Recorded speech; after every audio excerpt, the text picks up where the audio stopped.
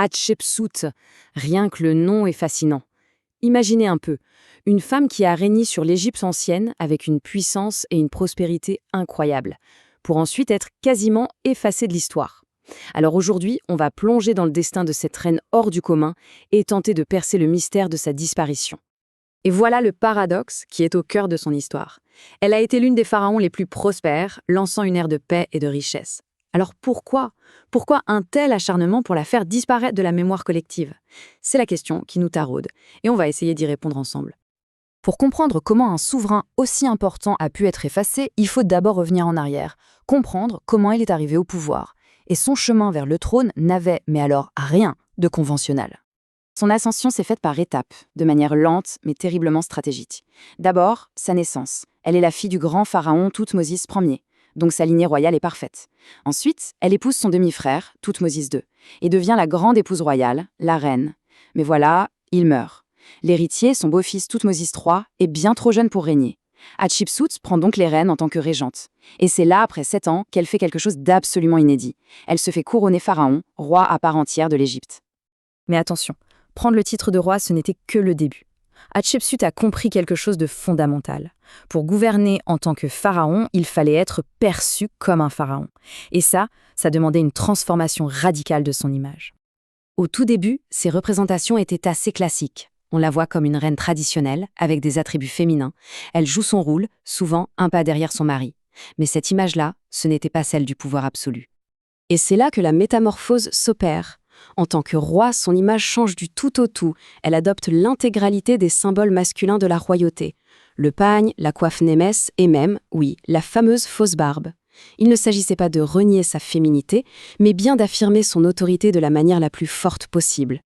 Et le plus fascinant, c'est de voir comment ces titres officiels jonglaient avec cette dualité. L'inscription ici dit « Sa Majesté, le roi Maat Kare ». Mais en hiéroglyphe, le pronom pour Sa Majesté est au féminin, alors que le titre de roi est, lui, bien masculin. C'est un coup de génie. C'était sa façon de proclamer « Oui, je suis une femme et je suis le roi ». Mais cette transformation, ce n'était pas qu'une façade. Elle a été le socle d'un règne de près de 22 ans. Un règne marqué par une paix et une prospérité assez extraordinaires, ce qui rend son effacement, plus tard, encore plus difficile à comprendre. Son bilan est juste impressionnant. Elle a rétabli des routes commerciales qui étaient perdues, en lançant par exemple une expédition mythique vers le lointain pays de Ponte. Elle a initié une vague de construction sans précédent, avec des centaines de projets, dont son temple funéraire à Deir el-Bahari, une pure merveille architecturale. Bref, ce fut une véritable ère de stabilité et de richesse pour l'Égypte. Et ce chiffre 31, il symbolise parfaitement son esprit d'innovation. Il représente le nombre d'arbres Amir, vivants, qu'elle a fait ramener de l'expédition de Punt. C'est tout simplement la première transplantation d'arbres réussie et documentée de toute l'histoire de l'humanité. Une pionnière il y a plus de 3000 ans. Et nous revoilà face à notre question. Un règne aussi brillant. Alors pourquoi? Pourquoi vouloir effacer un tel héritage de la carte? C'est là que l'enquête commence pour de bon. Les faits sont là, gravés dans la pierre, ou plutôt martelés sur la pierre. Une vingtaine d'années après sa mort, son successeur Thoutmôsis III, oui, ce même beau-fils, lance une campagne systématique pour l'effacer. Ses statues sont brisées, son nom et son image sont méthodiquement retirés des murs des temples. Mais pourquoi? Pendant très longtemps, on a cru à la théorie la plus simple, la vengeance. Un beau-fils frustré qui, une fois au pouvoir, se venge de sa méchante belle-mère qui lui aurait piqué le trône. Mais les historiens modernes penchent pour un motif bien plus complexe, bien plus politique. L'idée n'était peut-être pas une haine personnelle, mais une décision d'État calculée. Il fallait effacer son exemple pour restaurer un ordre patriarcal strict et s'assurer qu'aucune autre femme ne puisse s'en inspirer, ce qui aurait pu fragiliser la dynastie. Mais attendez, il y a une troisième théorie qui vient tout compliquer. C'est le concept de désactivation rituelle. C'était une pratique courante en Égypte ancienne. On pensait que les statues contenaient une partie de l'esprit du défunt. Alors, pour éteindre ce pouvoir spirituel et éviter qu'il ne vienne perturber le monde des vivants, on les brisait méthodiquement. Et ce qui est fou, c'est qu'on a des preuves qui vont dans ce sens. Les archéologues ont remarqué que beaucoup de statues d'Hatshepsut n'ont pas été simplement fracassées dans un accès de colère. Non, elles ont été soigneusement brisées à des endroits bien précis, le cou, La taille, les pieds, ça ressemble beaucoup plus à un rituel méthodique qu'à de la rage pure. La vérité est sans doute un mélange de toutes ces motivations. Ce qui est intéressant aussi, c'est de voir comment notre propre regard sur son histoire a changé. Au début du XXe siècle, les égyptologues, qui étaient majoritairement des hommes, projetaient les préjugés de leur propre époque. Pour eux, Hatshepsut était une anomalie, une femme qui n'avait pu réussir qu'avec le soutien des hommes. Ils ne pouvaient tout simplement pas concevoir le pouvoir au féminin. Heureusement, aujourd'hui, le regard a totalement changé.